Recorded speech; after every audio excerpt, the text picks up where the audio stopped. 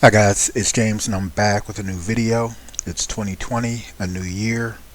So I'm going to work to try to be more proactive on this channel and offer some strategies that I've developed and adopted over the years to allow me to be a full-time real estate investor. Today what I wanted to cover is pre-screening a real estate attorney. Now, this could be a situation where you're working in your local market, or even if you're doing deals virtually in other states and other cities. You really need to have a competent real estate attorney on board on your team. If you do not, it can cause some serious problems. I have stories I'm not going to share with you right now, but there's a really simple process in order to pre-screen the attorneys. Typically, what I'll do is I'll request a referral through a RIA, maybe a real estate meetup group, or somebody that I'm aware of that actually conducts real estate transactions in that area.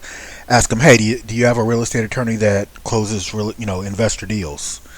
If they give me a list, or if they give me one, what I'll do is I'll give them a call. I may speak with the attorney themselves, or they may have a receptionist. I'll see if we can schedule 5 to 10 minutes to discuss, a possible ongoing relationship where they close my real estate transactions. I don't like to limit myself to one attorney, but you will use them in order of priority, just depending upon their skill level, their openness of communication, and just overall effectiveness. I typically like to have 3 attorneys, a primary and 2 backups, because you never know when your attorney may be in court or on vacation. This is something that I really stress to my students, that you always want to have a list of real estate attorneys just in case something happens. What I like to do when I'm pre-screening is I ask a few questions. The number one thing that I just want to get up front is I let them know, hey, I buy and sell houses for a living, and I typically buy one of 3 ways: cash or an assignment, which could be a double closing, buying subject to the existing financing, or with a lease purchase or lease option. Do you have a problem with any of those? And I want them to explain. If they're familiar with any of those transactions, that's great. If they say, I do have a problem with those, I can do the cash transactions or the assignments, but I don't have a background, or I'm not comfortable doing subject to deals, and I'm not crazy about lease purchase or lease option. Okay, you can write down that attorney just strictly for cash or assignments. If they mention that they do not have a problem with any of those transactions and they're comfortable with doing, all 3, great.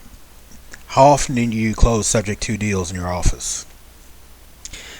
I've learned to ask these questions, obviously, from personal experience. You don't want somebody who closed a subject to deal 5 years ago or once a year. You want somebody that closes them routinely. Ideally, every month they're closing them, or every other month. Something where they're doing it routinely, and so there's not a hiccup. There's not a situation where they're having to refer back, or get consulting or finding an advisor on how to close them, if they don't know how to do it.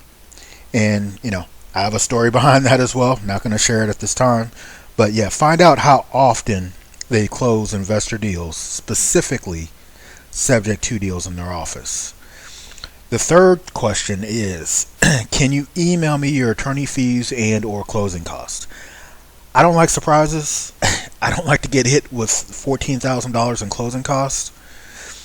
I want to know exactly what I'm getting into so I can factor it in, and they should have no problem giving you a list of what their fees are, and they should be competitive. And if you're unsure about their fees, or something that's itemized, don't hesitate to ask.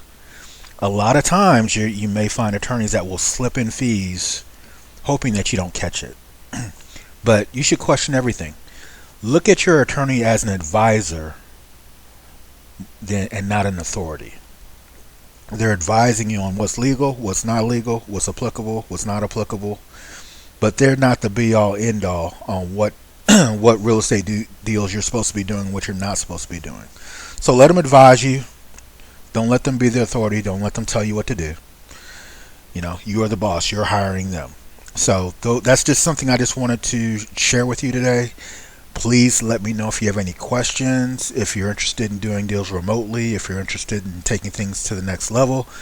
I am available for coaching or consulting. Just click on the link below. Until then, have a good day.